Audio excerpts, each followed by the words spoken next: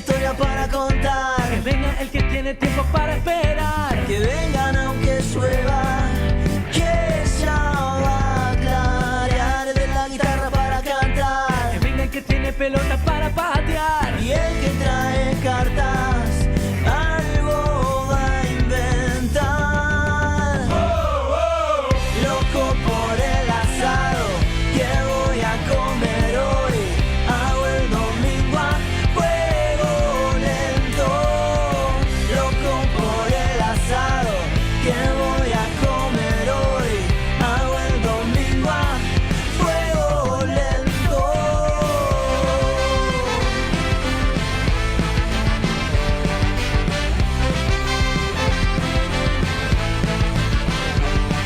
Que venga el que se acerca a la parrilla a criticar. El que arranca el aplauso para compensar. El que vive cocido ya se va a ablandar. El que llega tarde nunca va a cambiar. Esa alegría che, deja de laburar. Todo traen algo. Muy buenos días, miércoles 18 de septiembre, y titulamos esta columna de hoy con cierto humor, día 283 de Milei, un aplauso para el vetador en lugar del asador. Vamos a analizar qué se cocinó justamente en el asado del día de ayer en la Quinta de Olivos, y por eso abrimos con una canción de Locos por el asado de Manguala. Y según el escritor inglés Charles Lamb, en su ensayo ficcionalizado A Dissertation upon Roast Pig, la carne asada fue descubierta accidentalmente en China. Un joven chino llamado Wu Ho incendió sin querer su casa en la que vivía con su padre, un criador de cerdos que llamaba Joti. El joven, al que Lam describe como un medio lerdo y que le gustaba jugar con el fuego, además de incendiar accidentalmente su casa, quemó los cerdos que criaba su padre. Y cuando éste llegó, encontró a su hijo probando la carne asada en medio del desastre y la desolación por haber perdido gran parte de los animales de su casa. Ahí se sentó y empezó a probar el cerdo quemado. Y según Lam, padre e hijo, en esta historia ficcionalizada sin duda, decidieron mantener en secreto su descubrimiento porque representaba un cambio en las tradiciones y en la cosmovisión de la época en la que se comía la carne cruda.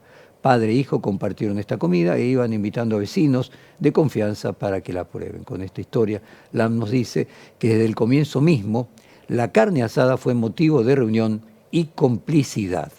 En la Grecia antigua, el banquete tenía un rol social, cultural e intelectual. No solo se comía, sino que también había vino.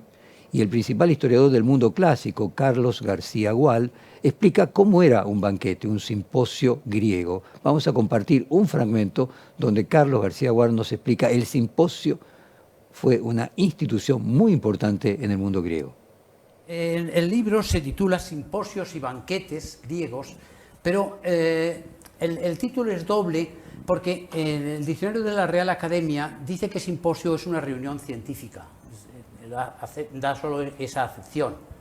En cambio, cuando hablamos de los griegos, hay que recordar que el simposio tiene una etimología muy clara, viene de sin, conjuntamente, y posios, está en relación con posis, que es la relación que significa bebida. Es el momento de beber conjuntamente, o sea que el simposio es una reunión de amigos, alegrada e inspirada también por el vino y la camaradería, y que fue una institución muy importante en el mundo griego, o por lo menos digamos en el mundo de la Atenas clásica, que es lo que nosotros conocemos mejor. De aquí viene el banquete de Platón que describe esta situación. El banquete en la Argentina, sin embargo, es la carne vacuna asada. El asado, como decimos, es el protagonista del encuentro familiar entre amigos, y en los usos y costumbres argentinos el asado se comparte con alguien que se quiere, con alguien con quien se quiere celebrar algo en particular, o simplemente juntarse de manera relajada. Si, por ejemplo, un novio quiere dejar a su pareja, no le invitaría a comer un asado, sino a tomar un café.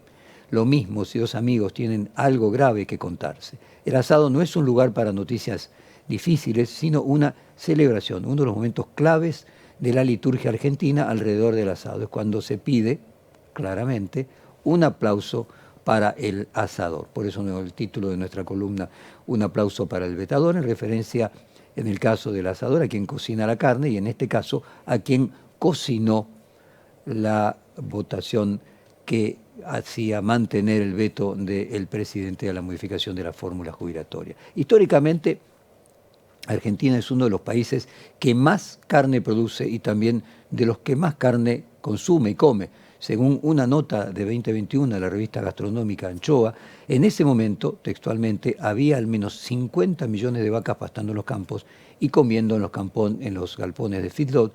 Y también explica la nota que aproximadamente circulaban 40.000 medias reses por día. Esto es medio cuerpo animal, sin cuero ni entrañas, colgado en camiones para ser entregados a las carnicerías. En este año se registró el consumo de carne más bajo per cápita de los últimos 30 años en nuestro país, algo que se explica solo por la baja de ingresos de la población producto de las políticas de ajuste, en parte del gobierno de Javier Milei, algo que ya venía sucediendo y se agravó. Esto generó un cambio profundo de la subjetividad del tiempo libre entre los argentinos.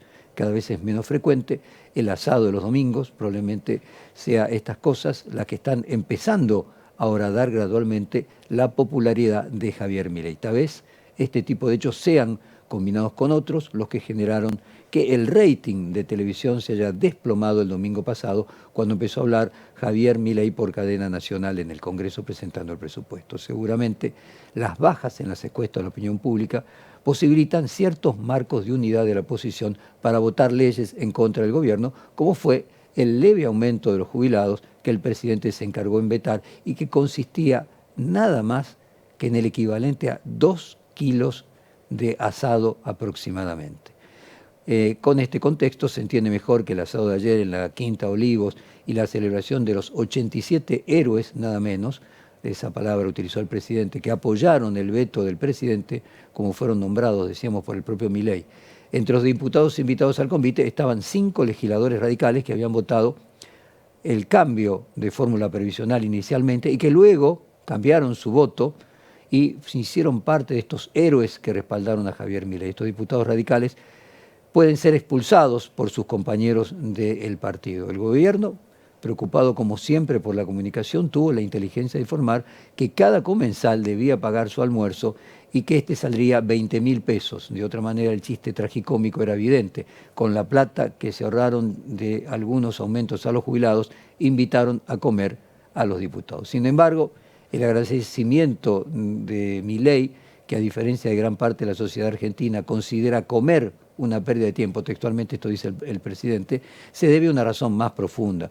Con los votos del radicalismo libertario, por así decirlo, y el PRO, y los propios votos del bloque de la Libertad Avanza, evita que la oposición llegue al mágico número de 2/3, número que sirve para que el presidente pueda vetar las leyes y cumpla su plan económico. Por eso, haciendo referencia al aplauso al asador, decíamos hace unos minutos un aplauso al vetador. Pero hay algo mucho más importante. Más central aún es que estos 87 héroes evitan la posibilidad de un futuro juicio político al presidente. Juicio político que, según nuestra Constitución, requiere justamente 2/3 de ambas cámaras para concretarse. Según diferentes analistas, y como hemos planteado en varias oportunidades en estas columnas, el juicio político es algo que, si continúa la caída de la popularidad del presidente Milei, puede generarse entre los diferentes sectores de la oposición que votaron contra el gobierno en distintas oportunidades. Y lo prevé la Constitución. Quien dijo esto con claridad fue el diputado radical Mario Campero en este mismo programa ayer, uno de esos 5 diputados radicales. Vamos a escuchar a Mariano Campero ayer aquí. Se busca impedir el juicio político. En realidad hay una idea de desestabilizar el gobierno, como existe siempre en la Argentina, desde que somos democracia, y existe también en la región, de que los golpes se inician en el Parlamento, tienen una afectación económica, financiera, y después termina una crisis social. Entonces eso es lo que tenemos que evitar.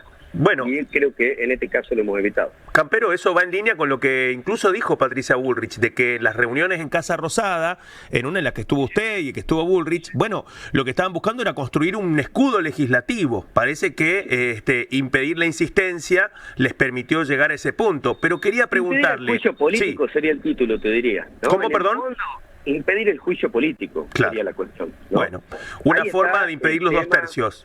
Exactamente. Bueno, Mariano Campero con su verborragia lo ponía en blanco y negro, impedir el juicio político. Fueron 5 diputados radicales los que votaron en sintonía con Campero, y a diferencia del resto del partido, más un diputado radical que no llegó a votar de Entre Ríos porque se le había ofrecido un puesto importante en Salto Grande y renunció minutos antes de la votación, haciendo ascender a diputado a quien estaba suplente, que era casualmente un diputado del PRO. De cualquier forma, ayer al asado fueron 4 de los 5, y no fue el de Entre Ríos, que obviamente no votó, pero sería otro los héroes tácitos, porque uno de los diputados por Córdoba radicales que votó a favor, podríamos decir, de Milei, se quedó en su provincia. Mientras se comía el asado en la residencia presidencial afuera, hubo cacerolazos de jubilados que se expresaban en contra del veto de Javier Milei. Vamos a escuchar a una jubilada que da ese testimonio.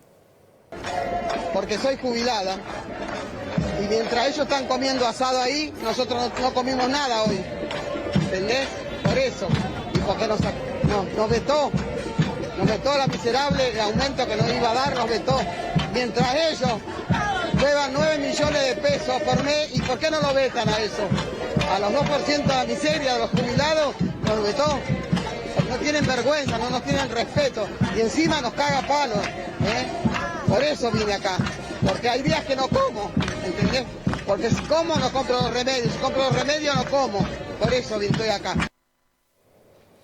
La mayoría de las generaciones activas no recuerdan otro célebre asado que vamos a recordarles hoy, porque fue el 11 de febrero de 1980 y fue llamado tristemente el asado del siglo. Fue quien entonces era presidente dictatorial, de facto, Leopoldo Fortunato Galtieri, previo a la invasión de las Malvinas, que visitó el primer pueblo pampeano, que se llama Victoria, y se hizo un asado en el que asistieron 15.000 personas y se conversó sobre el nuevo partido político que tenía pensado lanzar el general Galtieri. De alguna manera la guerra de Malvinas, si le salía bien, era parte de ese proceso de un partido militar que fuera popular. En los medios, el asado del siglo fue mostrado como un acto de adhesión popular a la dictadura militar, que en ese momento enfrentaba acusaciones de desaparición de personas de todo tipo, violación de los derechos humanos. Vamos a compartir un recorte de la época, el asado del siglo 1980. ¿Se imaginaba tanta cantidad de gente en Victorica hoy? Bueno, se superaron todas las cifras estimadas. Nosotros pensamos, y la gente de la comisión que había preparado todo ese asado para 8.000 personas, luego para 10.000, 12.000, la última cifra que nos dieron ahora en este momento de la tarde, es que alcanzó a 17.000 personas. Esa gente fue por propia voluntad, y eso es lo importante, ese poder de convocatoria de todos los pampeanos, de asistir a su centenario, porque no fue el centenario de Victorica, sino el centenario de toda nuestra provincia. Me llena de orgullo porque realmente toda la población ha respondido estando en Victorica acompañando al señor presidente.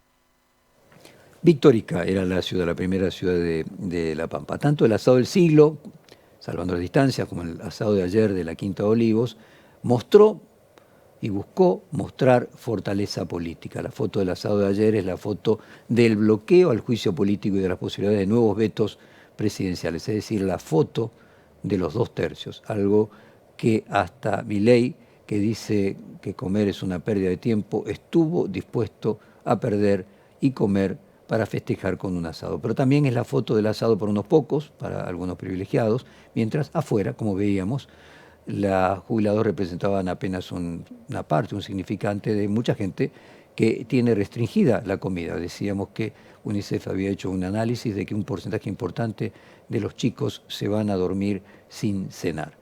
¿Está dispuesta la primera minoría social a seguir acompañando a Milei, a pesar de que se tenga que olvidar del asado, entre otras cosas, y del asado como obviamente una metáfora o un significante de todo lo que significa la comida? ¿Vamos a una sociedad cada vez con menos encuentro y con más individualismo? ¿O el asado será reemplazado por otro tipo de encuentro, como fueron estos cacerolazos? Por lo pronto, 87 diputados que votaron con el presidente, pero fundamentalmente los 5 diputados radicales, son los más preocupados por estas preguntas que acabamos de hacer, porque ellos pueden seguir siendo invitados por el presidente a disfrutar de otros asados para celebrar nuevos, entre comillas, triunfos políticos, pero pueden terminar quemados, literalmente, con el mismo fuego del asado de ayer en la Quinta de Olivos. Nos vamos de esta columna con la misma canción con la que abrimos, Locos por el asado de Manguala. Loco por el asado.